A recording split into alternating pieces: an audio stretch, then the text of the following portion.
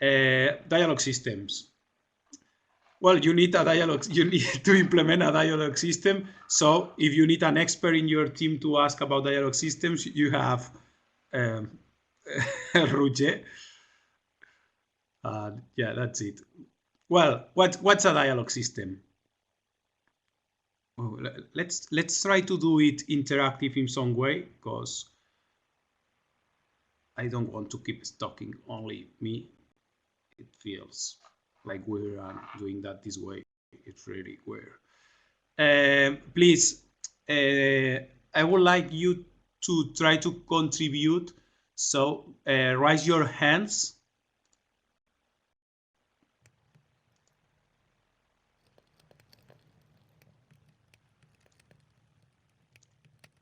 Wait a second.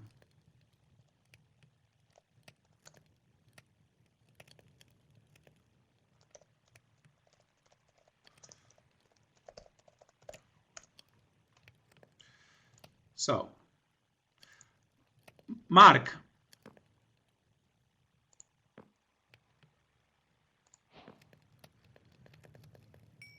What? The audio stops?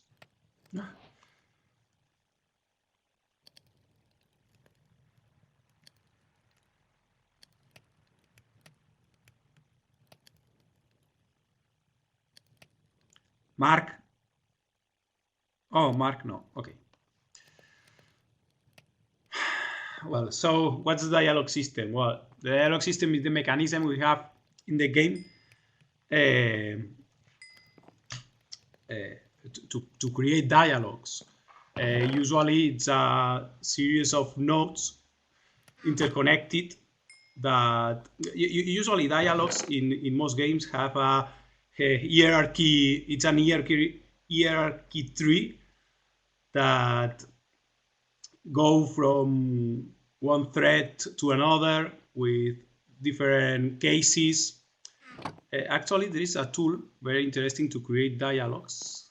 It's called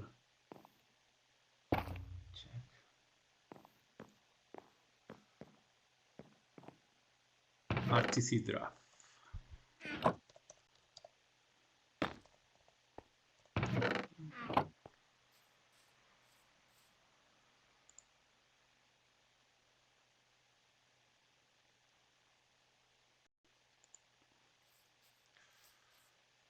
Okay, so Bernat is saying that he's late.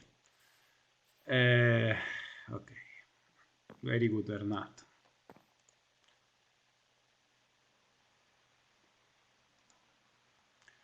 I'm recommending you a tool that is intended to create scripts and dialogues. Yeah, I know, Angel, I know.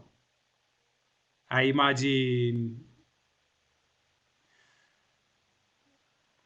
who he can be. Okay.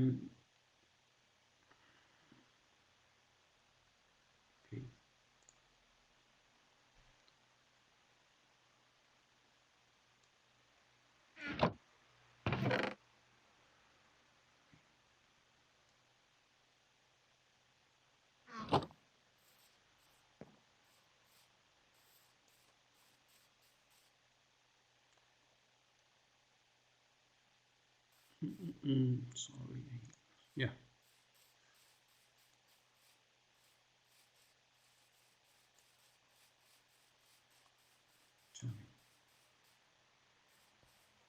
Okay.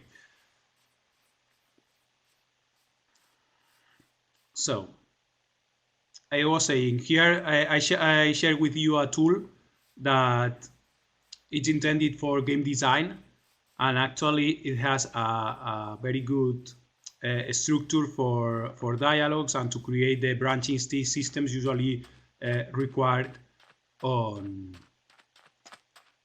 dialogue systems. Okay.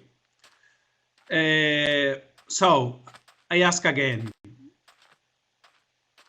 what's a dialogue system? Anyone can tell me something? No?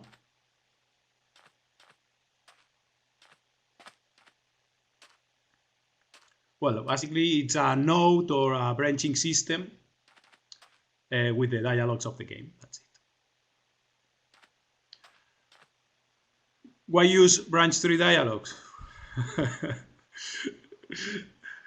Why?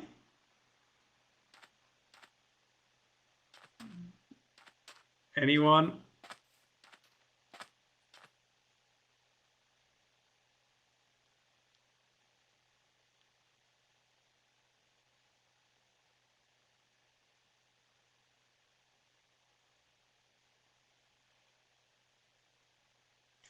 Victor, raise your hand and you can talk.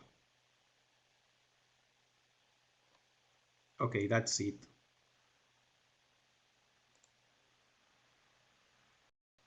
Victor? Hello, Victor. Welcome to the conversation.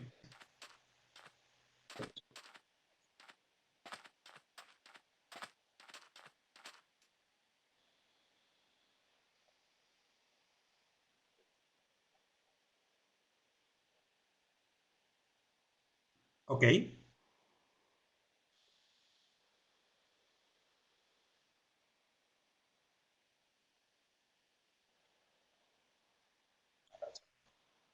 Yeah, okay. That's good. Mikel, want to say something?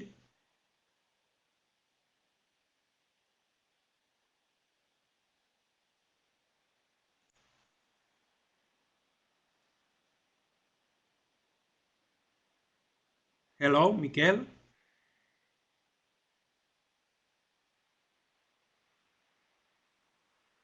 Yeah, I just want to say that what Yeah. I write in chat is that if you want to have custom NPCs with custom information and parameters, you can just, if you have um, the dialog system, you can also load the specific, um, you can make it load everything that you have in an XML, for example. Mm-hmm. So um, you can have like organized NPC, I would say. I hardly hear you, Mikel. You are super far from the computer, or your Yeah. microphone is super low. Oh, but perhaps I have the wrong phone. No, I have the what I said is that you can I'm close to the microphone. That you can have everything saved in an XML file, and then you can make it iterative. So the Okay. dialog system reads everything that needs to read from an NPC, for example. I was Okay. thinking about Tibia when you ask hi and then mission and then you type a specific words for that mission and then the NPC recognizes it. Yeah. So you can have it save it in another file. Well, okay, that's a point. Yeah. Yeah. We'll take later on about how to organize the information for the dialogue system. But yeah, that's a point. Okay, usually it's that it's a tree, a branching system consists of it could be organized in nodes, and well, it just stores the dialogues of the game, and well, the system itself it's the logic that manages all those lines of dialogue. Um, yeah, that's it. How to develop and organize a branch tree dialogue. Well, here is an idea. It's organized in nodes. See how Budge decided to implement this. It's a tree, yeah. It's nodes. How to go from one to the other. Do you see?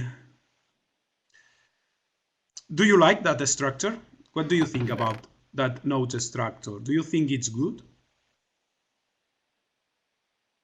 Tell me.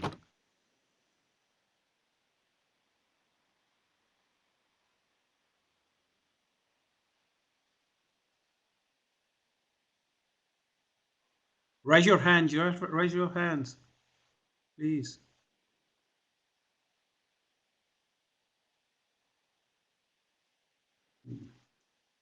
Very, very good, Mikel. Yeah. Well, uh,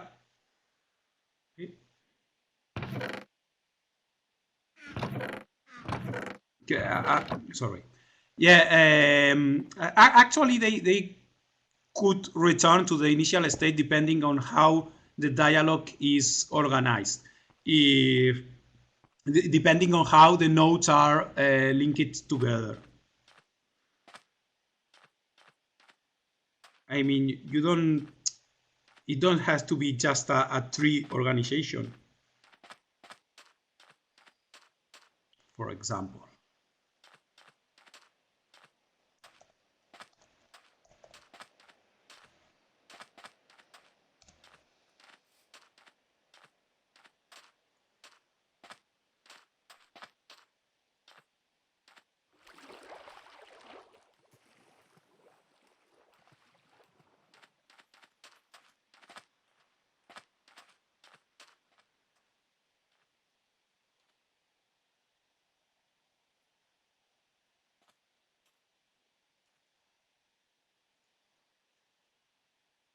Look, can you see that? Imagine you can. Okay, yeah. That tool has been used for the Witcher 3 series and Witcher 2, I think also. And it's how they organize the dialogues for the game. It's a very, very professional tool. And yeah, maybe you don't need to return to the initial state, but maybe you need to return to a previous state or to just get stuck in some dialogue until a quest is completed. Keep in mind that dialogue systems are usually integrated with the quest system. So maybe you cannot follow up until you complete a quest or you complete some quest in the game or some objective in the game. Oh yeah, Pau.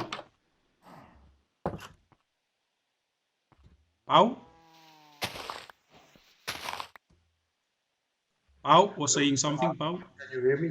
Yeah. Yeah.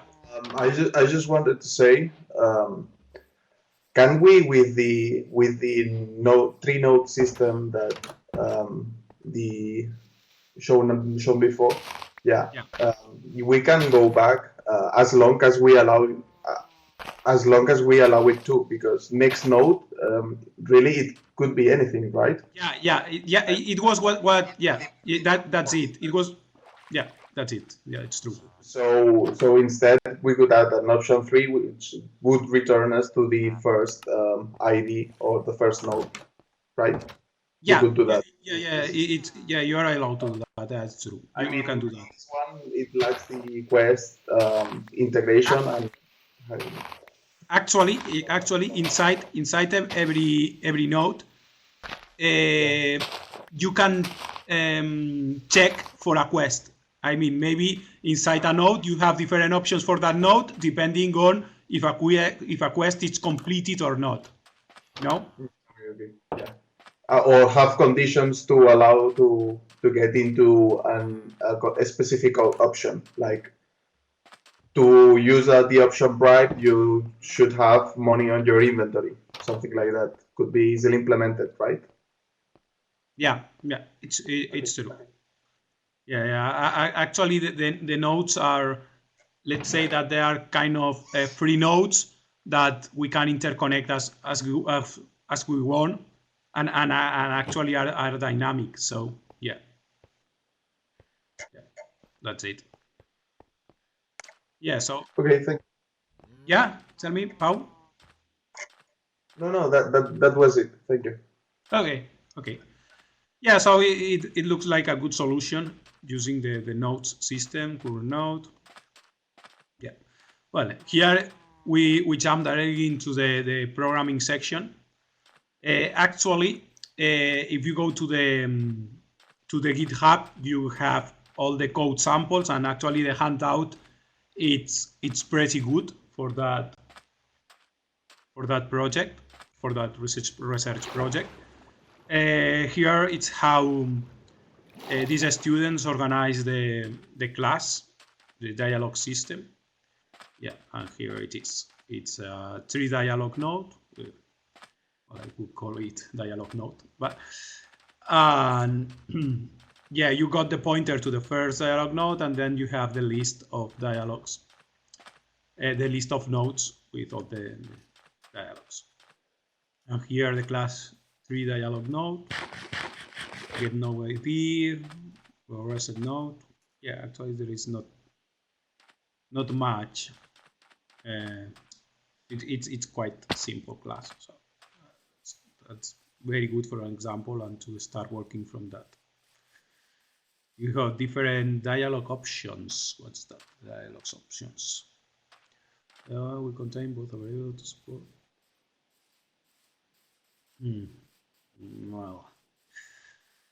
Well, what do you think about this class?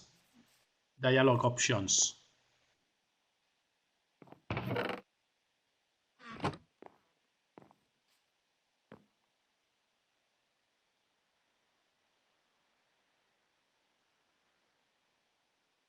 It's here.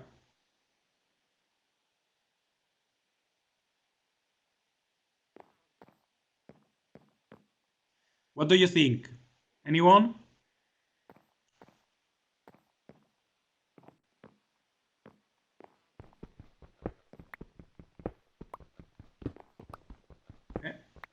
Okay. Enrique, welcome. Yeah. Can you hear me? Yeah, we can hear you. Okay. So I'm not sure, but couldn't you use like a normal dialogue node to give the option? Sorry? Couldn't Rick? you use the same class for the dialogue and options? Yeah. Like just give it. You mean for the nodes, than yeah. the options? Yeah, I agree. Yeah, I also thought that would be maybe an easier option. Actually, why you need an option? I mean, the option could be inside the node itself. Think. Yes. Also. Yeah. Like the node. Yeah. The node could have its pointers to other nodes that are the options. That's it. Yeah, and actually we probably make all the system simpler, or yeah, more intuitive than having a list of options in every node.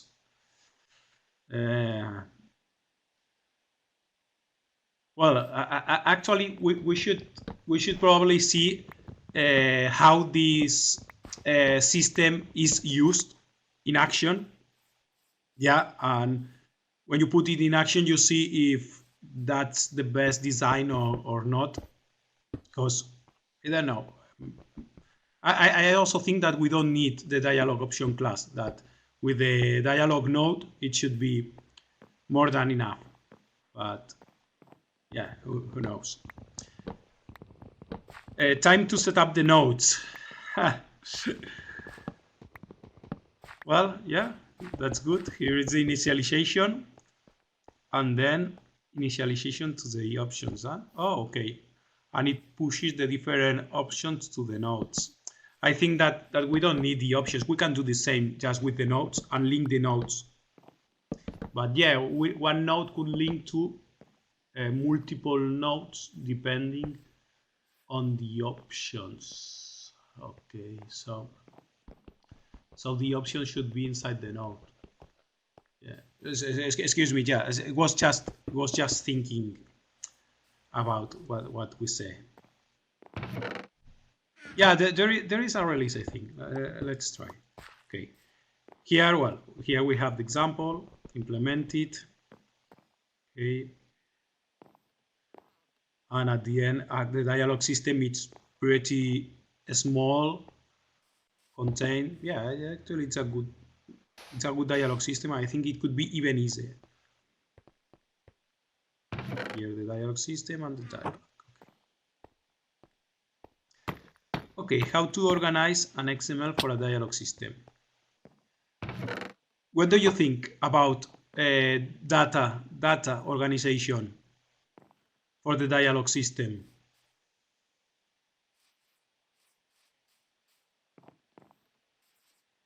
Any idea? Well, you can see it, so there is not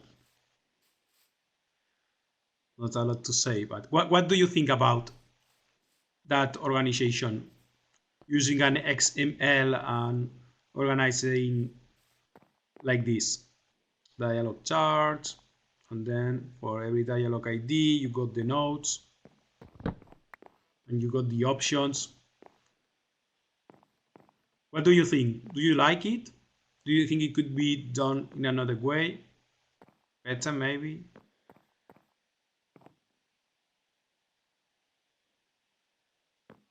Hello? Anyone? No one? Raise your hands, raise your hands.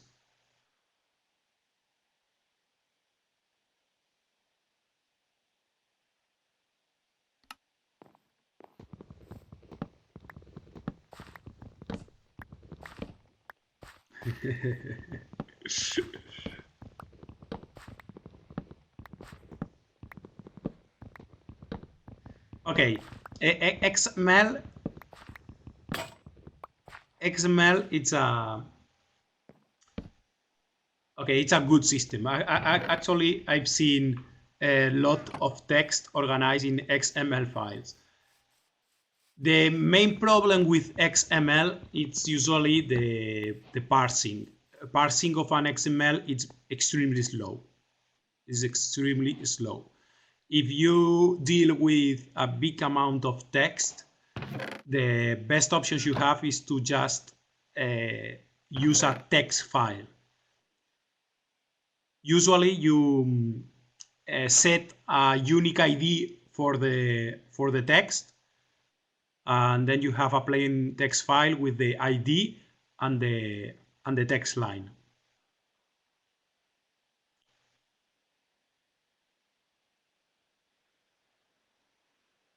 Okay, Miquel. Yeah, once you have it loaded, it should be enough. But if you have a complex branching system with the XML,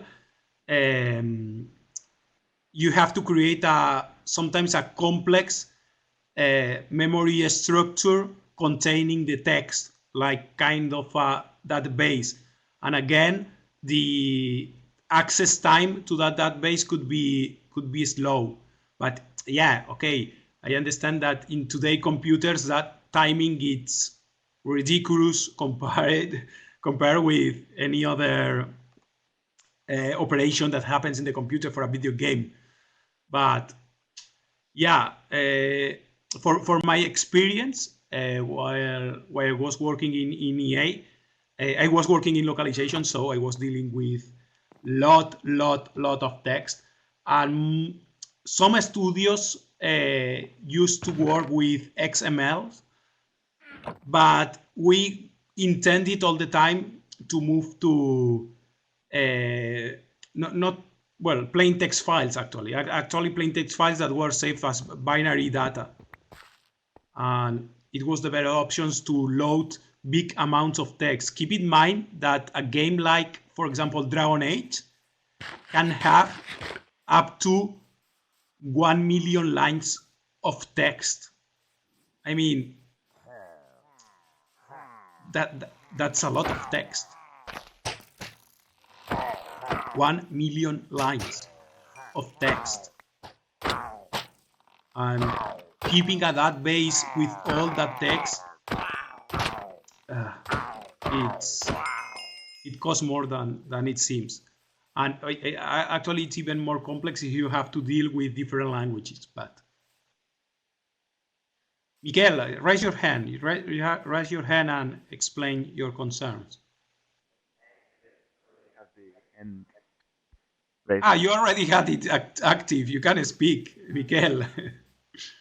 that, for example, if I have everything my operating system in the SSD, for example, reading the HDD, for example, I know a game that waits for the HDD to read the file, to save the file, for example. And normally it usually takes like 3 seconds or something. That if we are reading even a binary file, we have to run the HDD, and we lose a lot of time. What's the difference between waiting a bit more for parsing XML if we are going to lose like 2 seconds or 3 seconds? Yeah, but Mikel, you are not considering maybe cases where the text file it's huge. I mean, yeah. That's yeah. If you have a simple dialogue system or a small game, probably you don't care. Reading a text file, it's several orders of magnitudes faster than parsing an XML. Yeah. Like if you don't have a big amount of text or the game is small, you can do that. But just an example, keep that in mind. Probably you have seen lots of games that when you want to change the language in the game, you have to restart the game. That you choose the game at the beginning, you know. Well, now it's not that common right now because now computers and consoles are super powerful. But some years ago, even on PS3 times, you had to choose the language at the beginning, and it was not possible to change the language in the middle of the game. Because I guess a language doesn't carry more than 1 megabyte, for example. Well, I don't know. No, it could be way more. As I said, for example, Dragon Age, it was around 1 million lines of text. That's, if we do some math, can you see the calculator? For example, a character. If you have 1 million lines and, for example, 100, that's not, or 200 letters per line, let's say, that's not much, for multiplied by 1 million lines, that's the number of characters divided into kilobytes and divided. Okay, that's almost 200 megabytes of text. Yeah. Oh, you cannot see the calculator. Okay. Okay, sorry. I just did a quick calculus. It was that a big game could have a 200 megabytes file just containing text. A big game. Yeah. And yeah, it really costs a lot to load that information. Yeah, but well, personally, I'm not a fan of XML. Today we have another kind of structures like the JSON that it's way more efficient than XML in terms of loading, and it gives you kind of the same benefits. So Yeah, well, okay, but you have learned the XML, and yeah, well, it's okay actually. You can use the XML. Well, I mean, I still think that it should disappear forever, but it's nice if you use the XML format.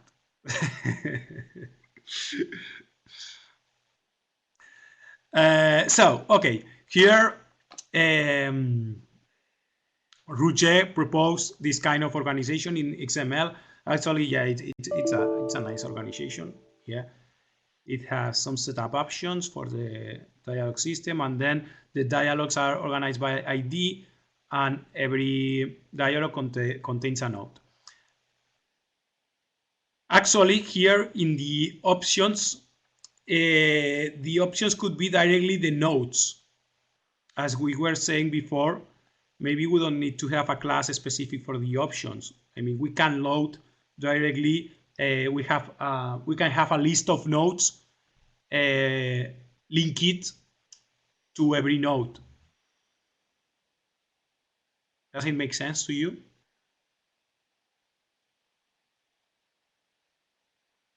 What was the name of the binary reading? What do you mean, Mikel?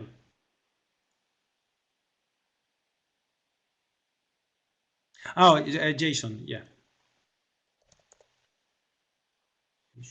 Well, it's not binary JSON.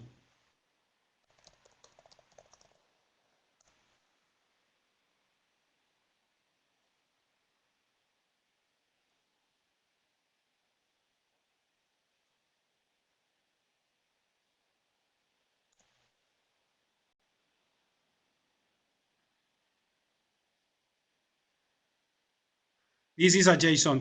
Can you see it?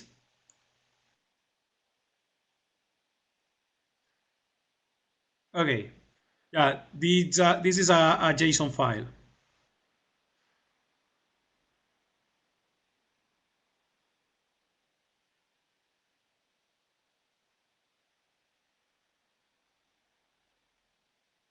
No, Victor, it's not JSON. It's without the A. It's JSON.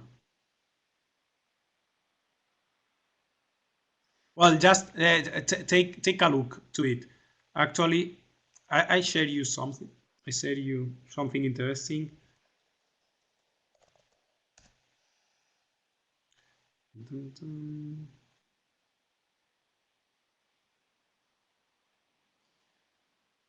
You should be aware of these things.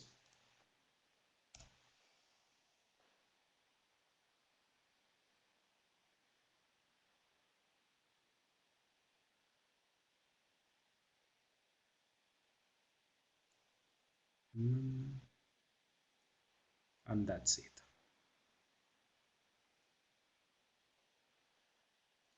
Okay, what I'm sharing with you, just in case for the future, because probably you will need it. Here there are a bunch of single file header only libraries. Anyone knows what it does mean? Actually, there are libraries that are contained in a single file that you can add to your projects, and you got all the functionality that is provided by those libraries. Those libraries are very nice because they are automatically compiled inside your code and are very portable and self-contained, and they have lots of benefits actually. Are you following me, or you are checking the links or whatever? Here, for example, if we go to JSON, here we have a bunch of libraries. Probably this is a good one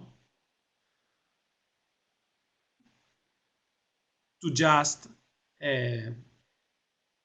read JSON files in case you want, or for example, YAML or CSV or parsing of any other kind of. Well, there are a bunch of files, just if you want to take a look. Okay, so let's go back.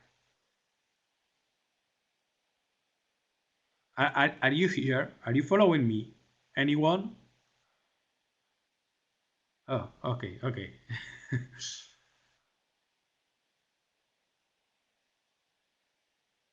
Ah, oh, okay, okay, okay.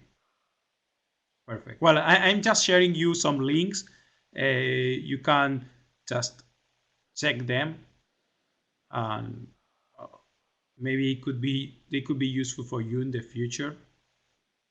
Emojis, please. Mm, we don't have emojis, Victor. I'm afraid. Okay, maybe we have. Let me try. Did you try copying emojis? Maybe we have. Well, never mind. Let's continue. Here we have the organization of Rouget in XML file. It's quite a nice organization. Only to say that the options could just refer to another list of nodes as we commented. Maybe it could be simplified.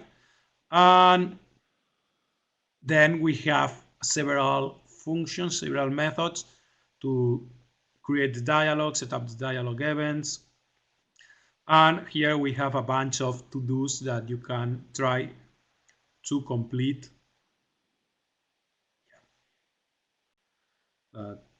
with the solutions, actually. That's very nice. Oh, look at that. Oh, look at that. And you got the code for that. Wow. Very good. Very nice dialogue system. Yeah.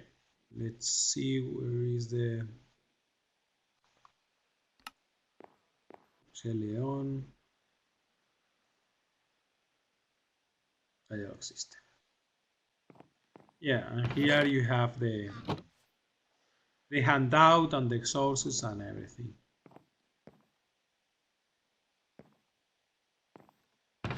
Yeah. Okay, about the biography used. Yeah. Ron Gilbert.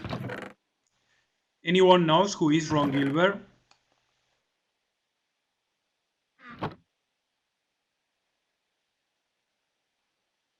You don't know who is Ron Gilbert? Come on. Really?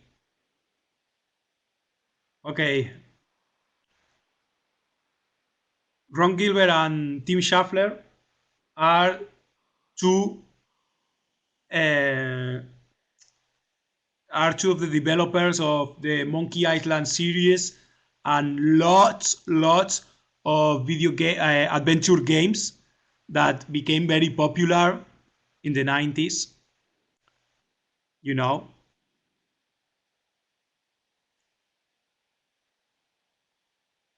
very good, Victor. That's it.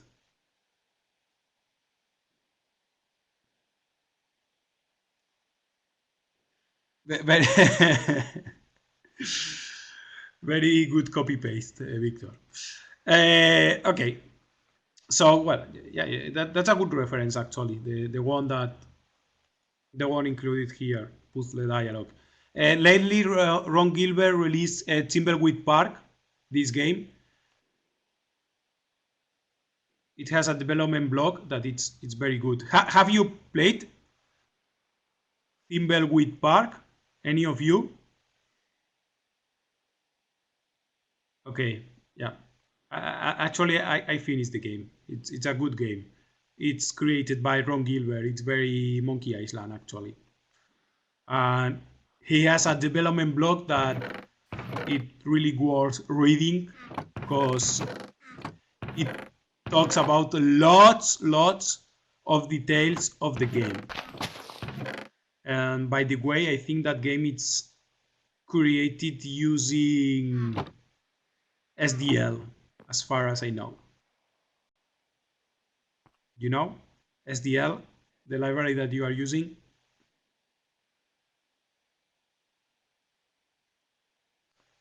Okay, yeah.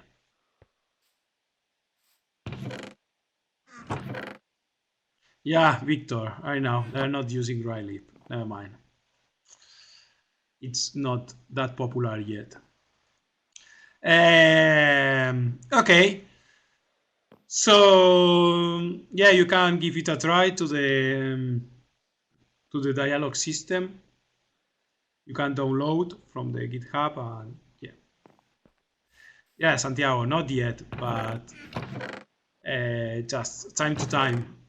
SDL actually only require 20 years to get popular. So, okay, so questions about dialog systems, or do you want to say something on any idea, whatever? Just feel free to contribute or to share your thoughts. Please raise your hands.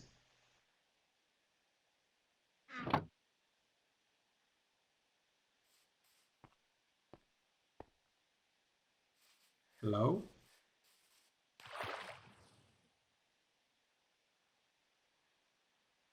Hello? No questions.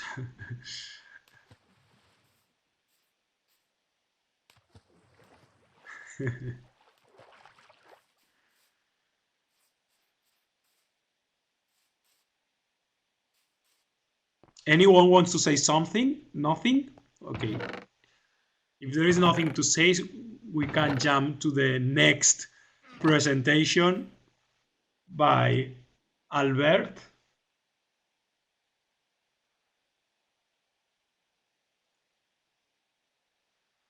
Albert Espinosa.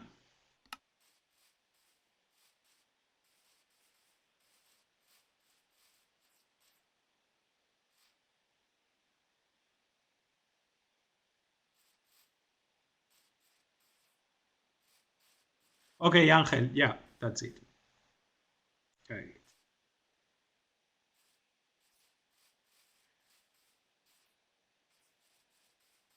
Oh, okay, you got it. So let's see.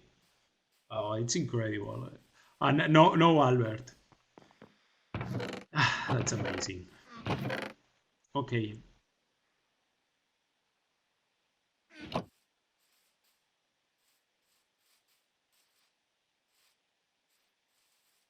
Okay. So let's continue with next. Okay, to the particle systems. What can we say about particle systems? Hello. No, actually they are not that complicated. They are easier than it seems. Yeah, that's true, Angel. Very good. They can be really resource consuming. Why? Do you know why? Victor, that's right also.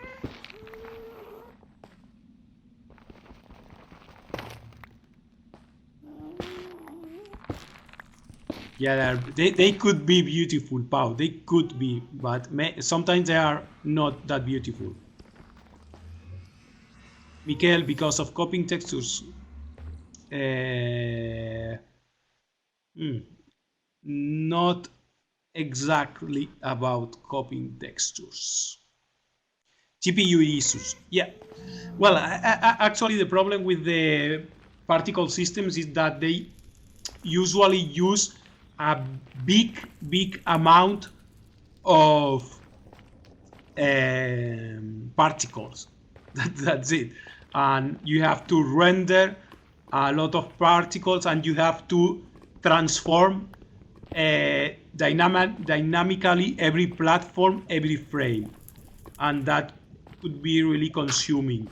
Also, today there are a lot of particle systems that are 3D particle systems that instead of using simple sprites, they use 3D elements, and that's really costly. There is a lot of information to process dynamically, physically, and they usually, if you have a big amount of particles, things can slow down.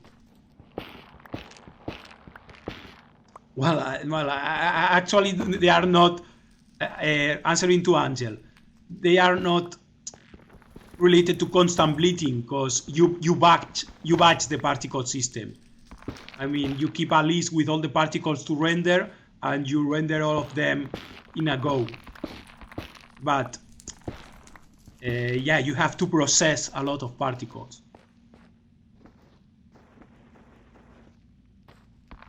Mark says, lot of information in a very small of time to load. Well, it's not about loading, it's about processing. You have a lot of information to process because every frame, every particle changes. It can change in size, it changes in position, it can change in size, it can change in color, it can change in rotation. Well, it can change, it can be completely transformed every frame.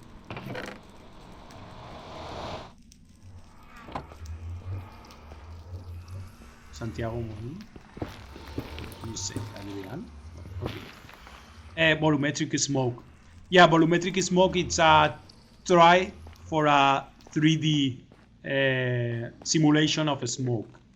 Actually, I can show you something. Let's see. I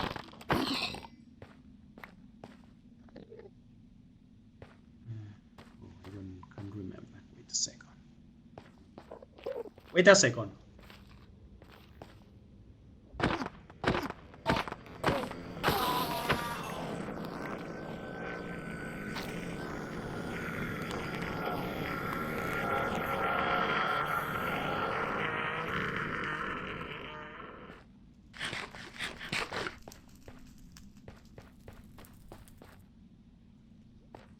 Okay. I show you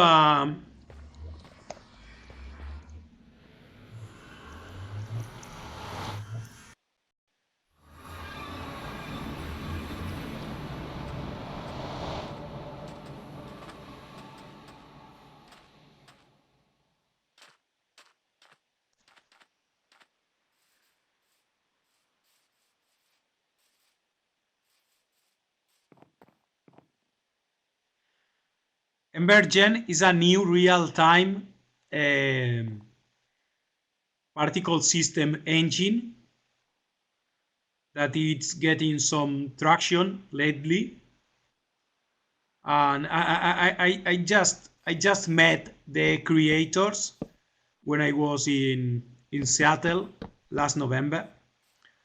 Yeah, actually, for probably right now it's the top in real-time particle systems, and yeah, it's quite impressive what can be done with this small tool.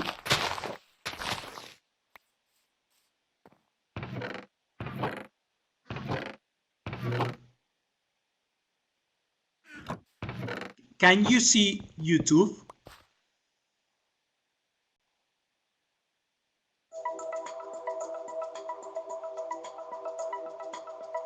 I mean, can you see my YouTube? Oh, okay. Look at that. What do you think? Quite impressive, isn't it?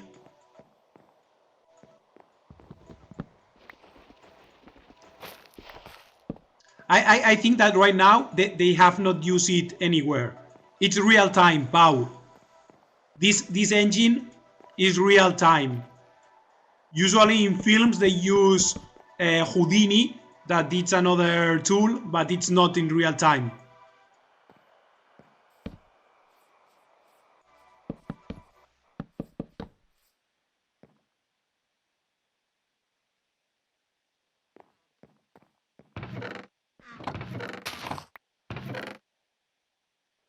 Pau?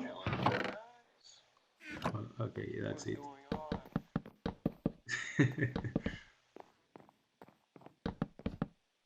Okay, answering to your question, Mark, it means that the animation that you haven't seen are running in real, are being generated at the moment that you see it. all the explosions and animations are being generated in real time. Usually Houdini renders the animations for the films, pre-renders the animation for the films. They are not generated in real time.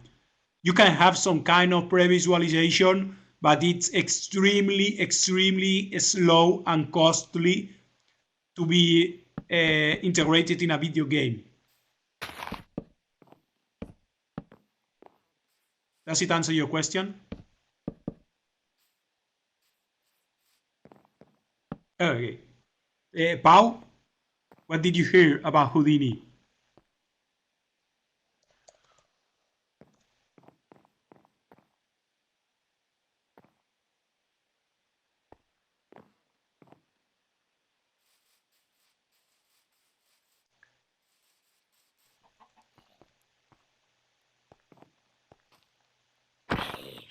Houdini.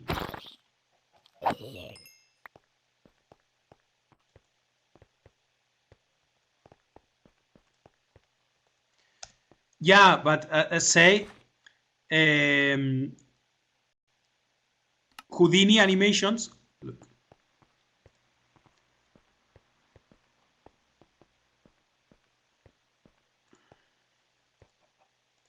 To do with each other at all. Oh, okay. Come on. Well, Houdini and Houdini effects like that are not in real time.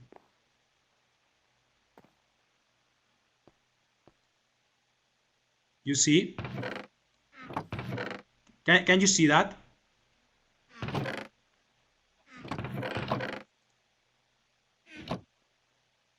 You see.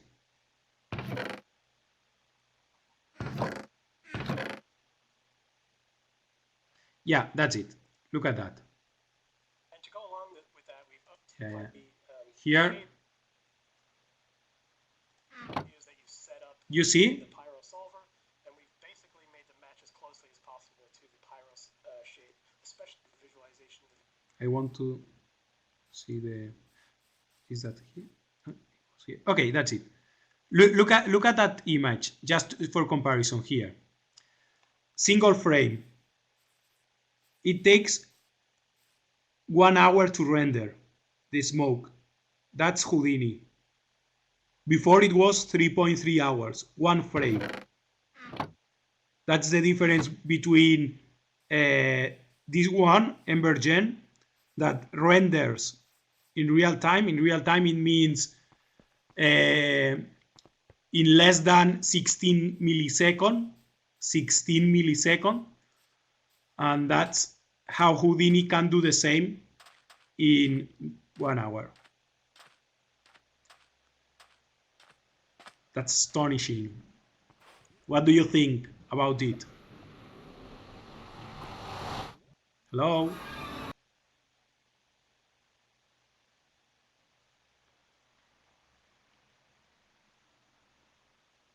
Yeah.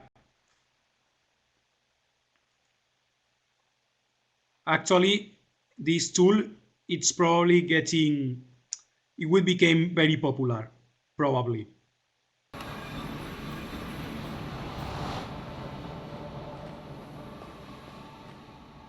Maybe in the future, if you work on that, you will be using that technology. Okay, so particle systems. We are going for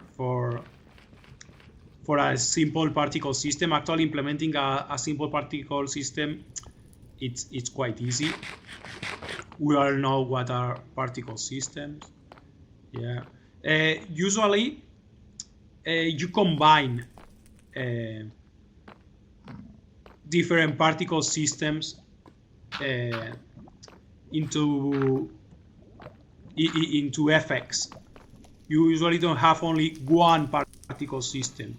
You have multiple particle systems consisting of multiple particles.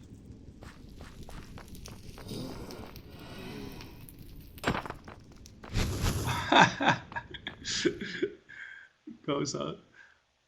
No, Angel, come on. It's really, it's simple than it seems. Really simple than it seems. Look at that. Okay, how we implement a simple particle system? usually you have, well, here they organize into pools, but usually here you have an emitter that emits particles.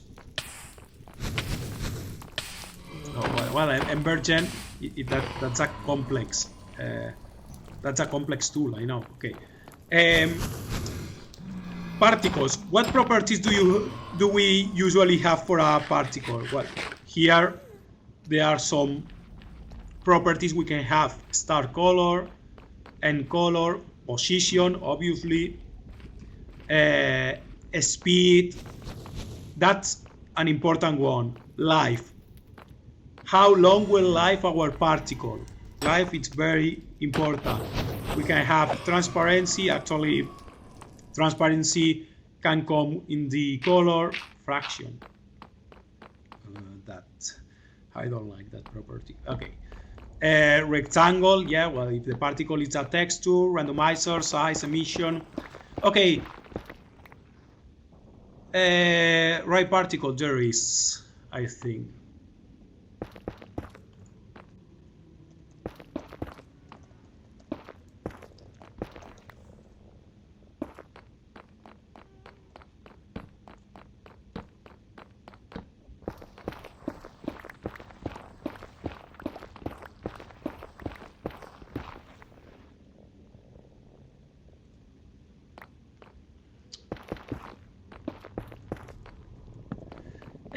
Guillem, yeah, there is a kind of right particle created by an user. It's actually there is a demo, it's an editor and everything, but okay, let's continue. About the properties of the particles. What do you think about all those properties? Do you miss any property, or would you add any property maybe here?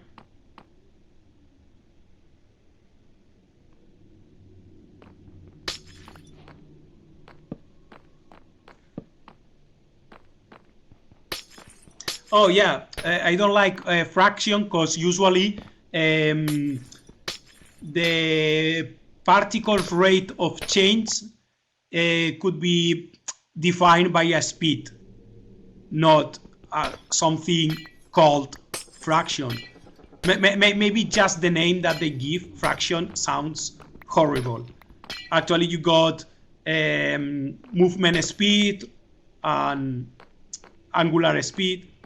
No, angular velocity. Yeah, you got other more comprehensive naming, usually more related to the physics, the real physics of the particle.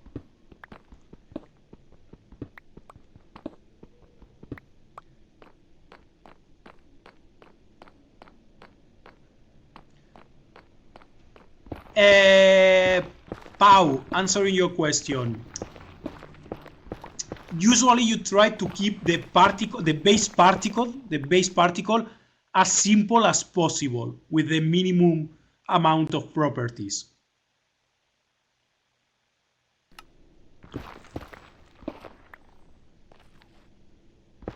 Why is there only start and end color? Yeah, actually, Guillem, it could be a ramp of a gradient ramp of colors. It could be, but as I said, we try to keep the particle system, the base particle simple for now.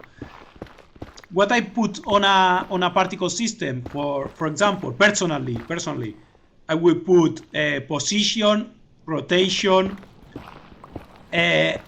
scale. Then I will put speed, angular speed. I would put texture. What else I would put? Well, if it's just a part of the texture, the rectangle of the texture use. The color, it could be start and end color or just color. Usually opacity, it comes with the color, the opacity. Yeah, that's it. That would be the base particle. Oh yeah, and the life. Well, or life, or instead of having the life, defining how long the particle lives, you can have the active, an active boolean defining if the particle is alive or it's already dead. Yeah, rotation, I said, they have angle that I understand it's kind of rotation, but it's not rotation. Actually, Enrique, you should have rotation and angular speed, how the amount of rotation changes over time.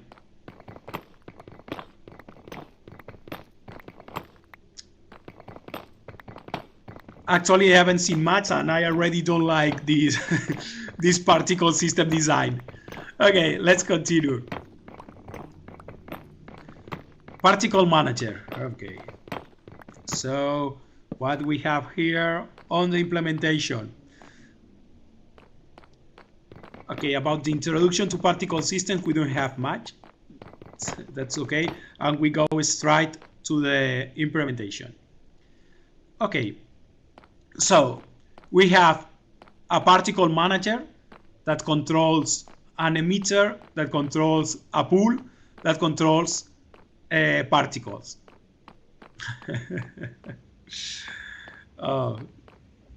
What do you think about this design? Do you like it?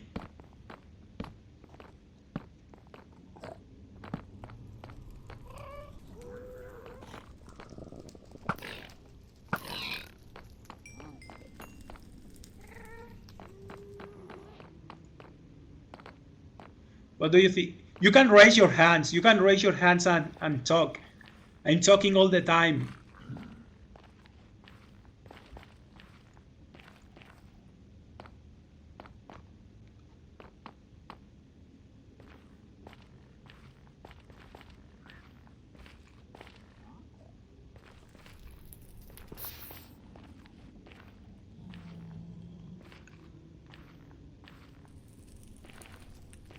Yeah, that's it, Pau. Too many pieces. No, Angel, no. Particle. You should have the base particle class, or it's recommended. Actually, my recommendation. Take note. Having just the base class particle, then having the emitter, and the emitter includes a list of particles. Actually, I recommend using an array. I'm losing my breath. I recommend using an array of particles inside the emitter, and then having a particle manager that can control multiple emitters. Sounds it right to you?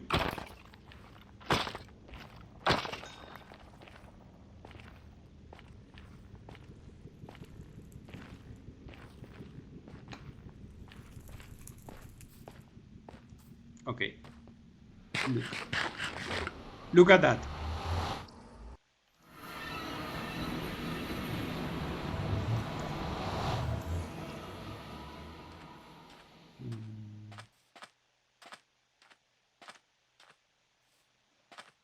Hey, where is it? Wait. Okay.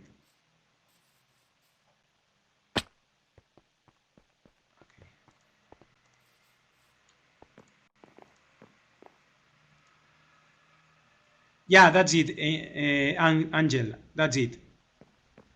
Oh, Guillem, yeah. I show you something. I'm looking for something. Wait a second. Oh, okay, that's it. Can you see this? Can you see this? Hey.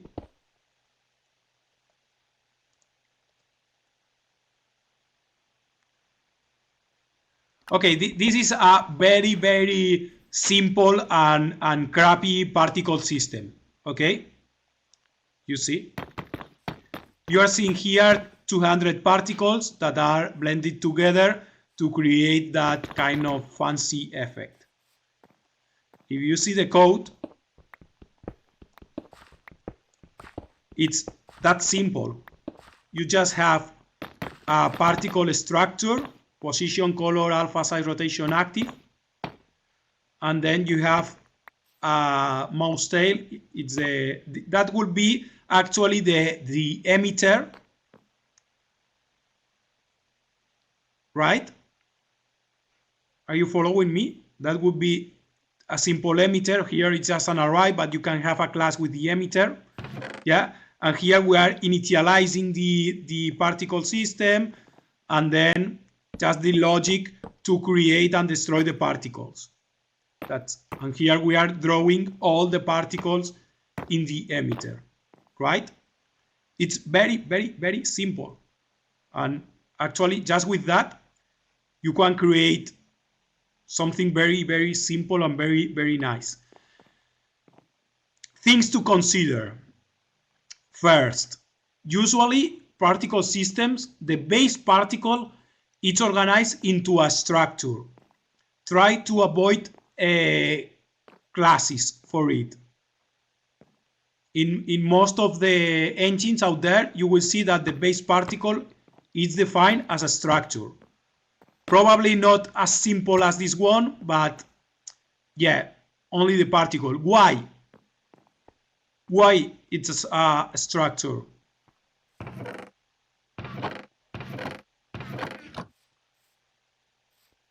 Can you tell me?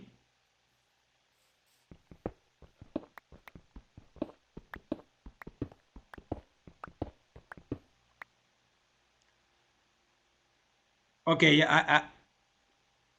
anyone can tell me why? Okay, that's it. Pau.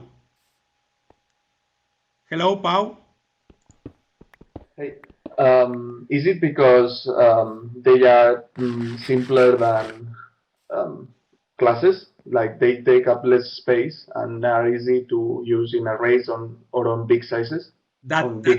Yeah, perfect, Pau. It's exactly for that reason, because they are usually very simple structures with just a bunch of data. So it's more memory efficient to be contained into a small structure than to have a class managed by reference with instances managed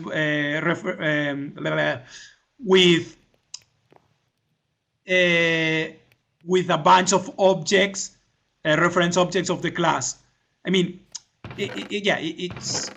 I make it complex and it was very simple. Actually, it's more memory efficient in all the ways, having a structure than having a class. That's it. And considering that we are rendering and we are processing probably thousands of particles, it's faster to deal with just a structure than with pointers to objects. That's it. Right? Actually, another question: who is managing the particles array? Who is managing the particles array? That's it. Very good, Adrian. The emitter actually is the class. The emitter will manage all the array, initializing the array, initializing the particles, drawing the particles, updating the particles, right? And so, yeah, that's it. Very good. That's it. That's it, Adrian. You are right. You are all right. So we have the particle. Forget about this. We forget about the pool. We got the emitter with the array. Again, I recommend you using an array of particles. Try to avoid list or any other complexes or a vector, any other complex structure. Use just plain arrays. Yeah. And then we have the particle manager. Why we need the particle manager?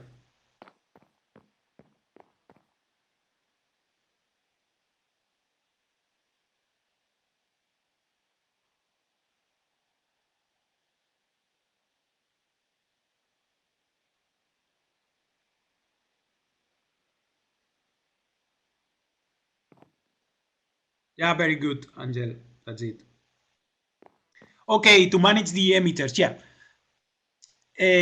But why not we just skip the emitter and we have just one emitter or no particle manager? Why we need to have a particle manager?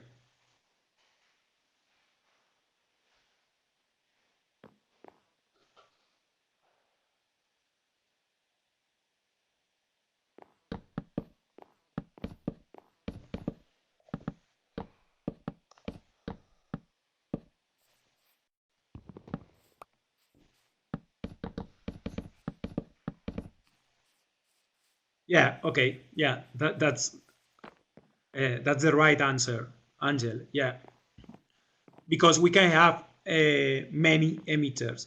Actually, for example, an explosion or some other kind of effect you find in a big game consists not only of thousands of particles but of hundreds of emitters for everything, for the smoke, for the fire, for the explosion, for the fragments, for all the things that are involved in that effect. That's it. Well, here, yeah, is that right? Are you following me?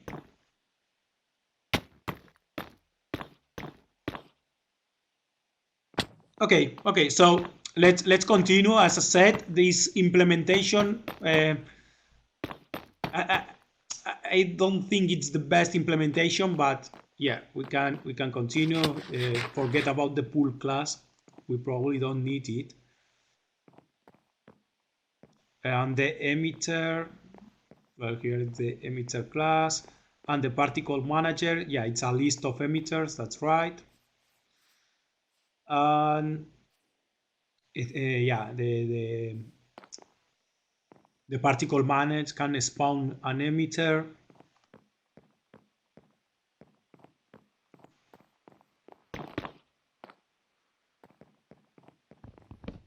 So okay, sorry, Angel. Since emitter is a class, is it more efficient to have more particles, to subdivide the particles in many methods? No, well, actually, it would depend on the type of particle. It would depend on the type of particle. Imagine that one particle is just for a smoke. We'll see.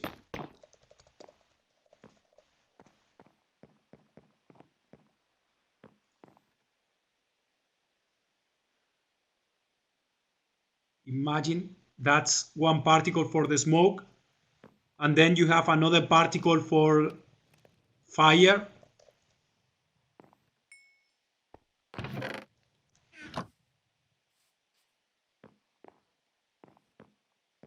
Fire particle. Well, here you have all the emitter, but it would depend on the type of particle required. I don't know if I explain myself. I mean, you can have, you will have one emitter to generate the smoke system. You will have another emitter to generate the fire. You will have another emitter to generate the rocks that explode. You will have as many emitters as elements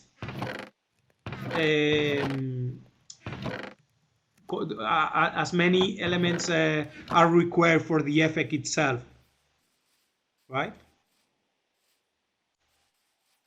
Okay. Well, here is the implementation. Actually, this presentation it's a bit poor. Oh, look at that! Look what they did. They created a super complex system to create exactly the same that I created in 20 lines of code. Okay.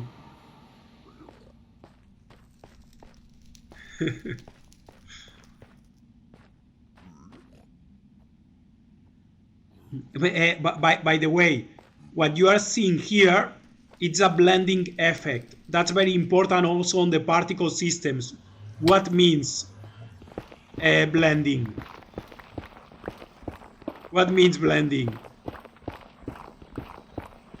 No, Guillem, I'm afraid it's not possible. What is the blending?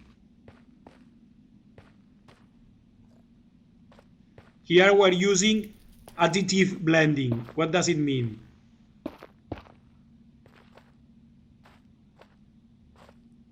It means, you will see. That's it. That's it. Okay. Now you see what happens in, that's the reality. We keep drawing particles with different random colors. You see? And here there is alpha blending. Alpha blending means that we just consider the alpha of the next particle drawn with all the particles drawn below. Do you understand? Do you understand?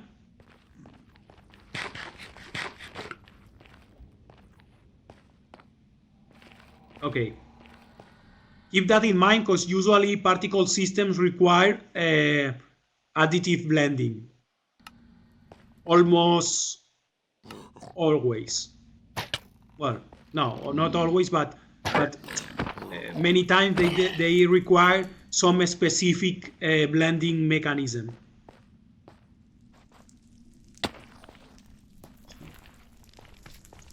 Okay, that's it. You see.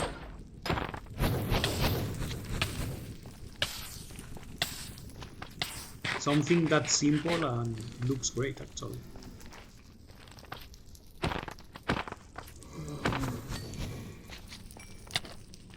Okay, yeah. Okay, so that's it. I shared with you that presentation. You can also check the code.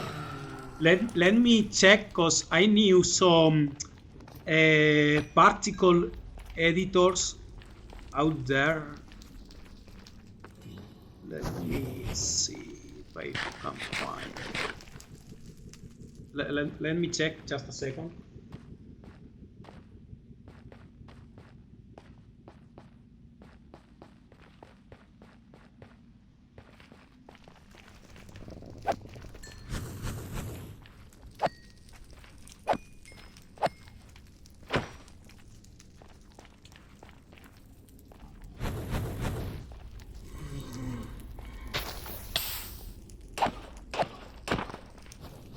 Oh yeah, we have the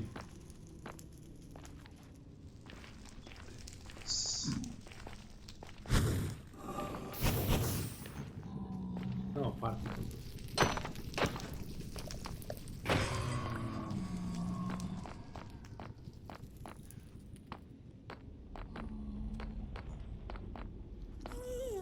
Well, here is a very simple particle editor, but that looks good.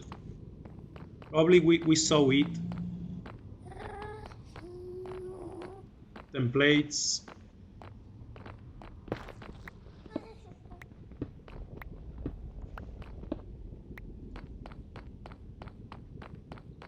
Oh, it's not working. What's happening here?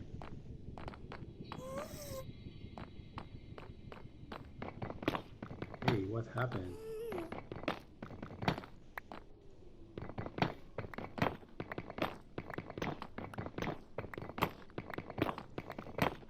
Okay. Oh, this one was very good, but now it seems it's loading. Oh, that's it. Okay. Yeah. You see?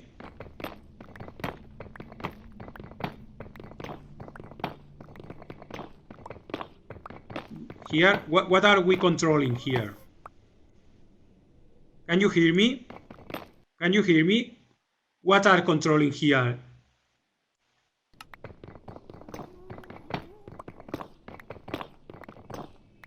Yeah, but I mean, what's that? What are we seeing here? This would be an emitter, right? Yeah, but that's the emitter. Look, we are moving the emitter, not the individual particles. The individual particles are usually controlled by the emitter. Keep that in mind. We never control the individual particles themselves. We control the emitter.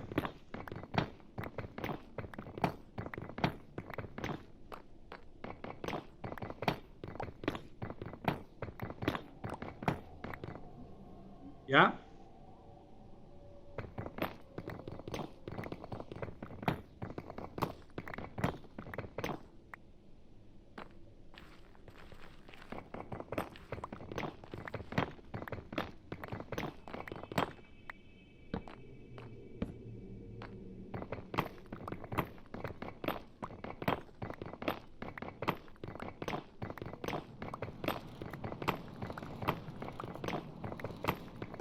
There is another one that is called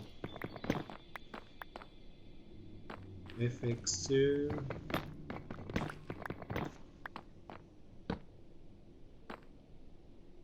Okay.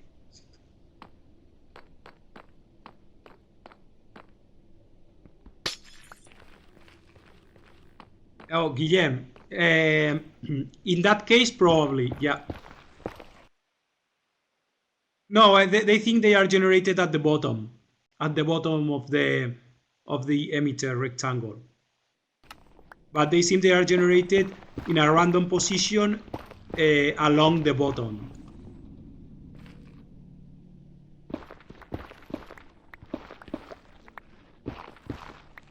No, Angel, answering your question, no.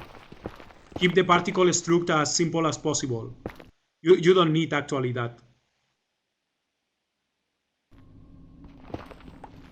It's simple than that.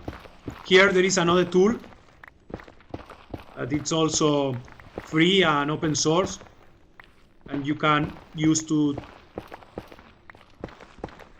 for reference or take a look. It's open source, so that's very nice. Look at that. Full screen mode. Here you can also control all the particles. Yeah, I share you that one too.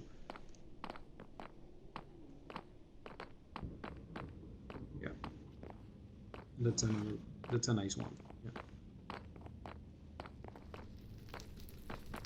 Yeah. Can you see the videos playing? Okay. Look at that.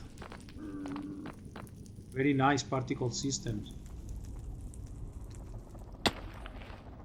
But here you see that there could be many emitters combined. Can you see that? For example, maybe not here, but here. Can you see that there are many emitters? That the laser could be one emitter, this wave could be another emitter, the particles could be another emitter. Yeah? Yeah, that's it. I knew some other tool out there. Particle Magic, I think it was called. Particle Magic. That's it.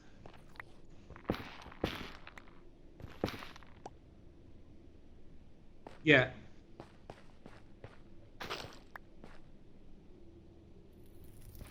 What's that one? Particle Magic, I think. Well, just trying to remember one tool that I use at some point to create particles. Actually, if you look out there, there are many tools to create particle systems. Particle systems are really fun, and yeah, it's nice to play with it, to play with it. So yeah, you can just create a small system like the one you saw with Riley, play with it and try to adjust values. Yeah, and yeah, actually it's a lot of fun. Yeah, okay, that's it. Do you have any questions, please? Raise your hands.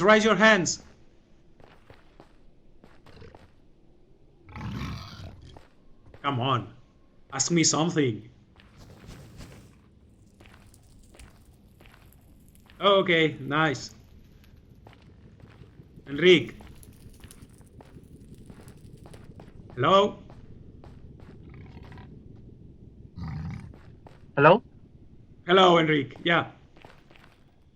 So I understood that the student proposed about the pool was supposed to go into the emitter, but I didn't really understand the concept of the pool. Like, what does it do? Or what is it? Yeah, I agree. I mean, I neither understand it. I mean, Okay. I will just place an array of particles inside the emitter, and that's it. Okay. Yeah. So there's no. I mean, I thought that it was something important. No.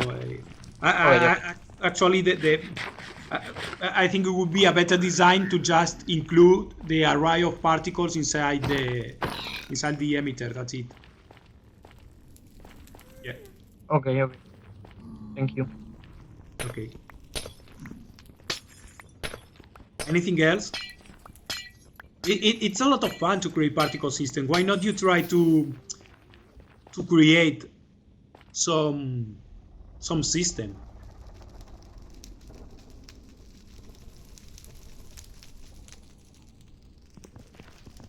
Well, okay. Well, Pau. The right leap example, it's super simple.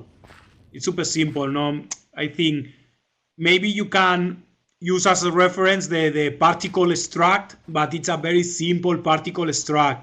You probably need more information in there. And from that point, creating the emitter and creating the particle manager, it's a very good approximation. So importing to SDL, it's not a problem. I mean, the only thing that changed from Rylib to SDL is the drawing. That's it. It's the drawing, the texture and the drawing. That's it.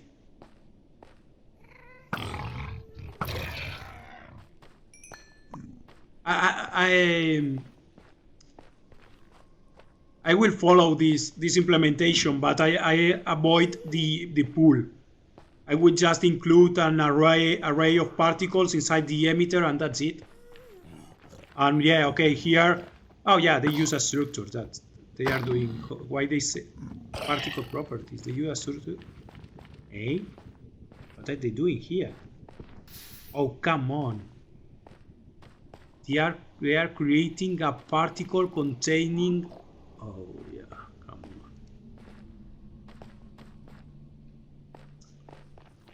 on.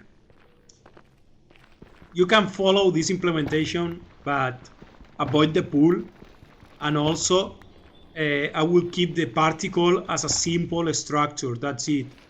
I mean, you got the class particle manager that manages multiple emitters, maybe a list. You got the class the emitter with the initialization, update, draw of the particles, and right after that you just include here an array of particles. And particle, it's a simple structure of data.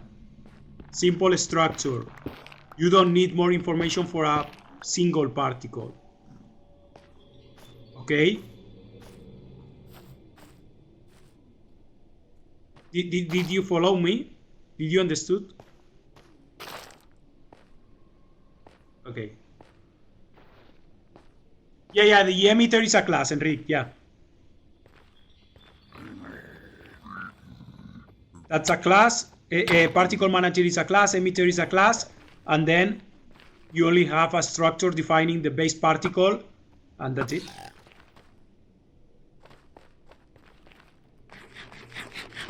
Yeah. Okay, maybe.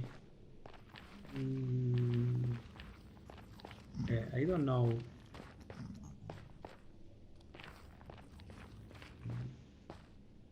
Let's see.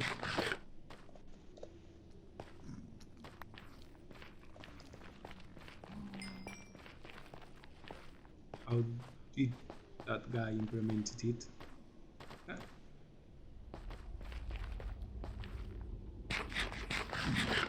Oh, okay.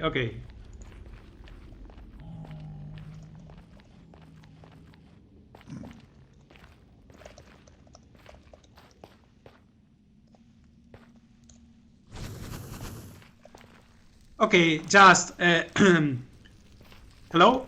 Yeah, we are finishing now. They tell me that we were supposed to finish at 10:15. So let's stop it here for today. Thanks everybody for coming to class. If you have any doubt, just write me down, or as said the other day, you can contact me through the Discord, because I'm usually quite active there. And yeah, let's see the presentations next week. Okay.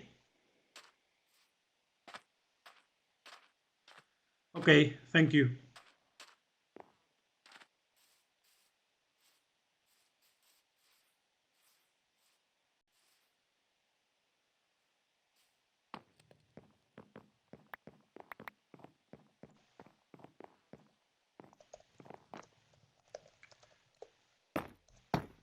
Xavi, we already finished. I think you.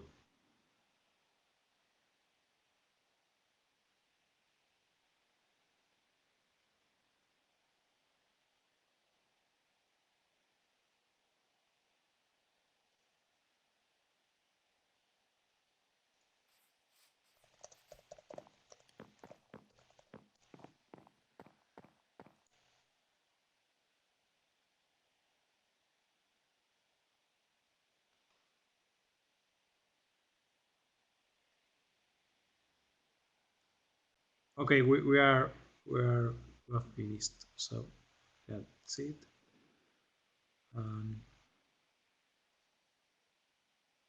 That's it. Okay, bye.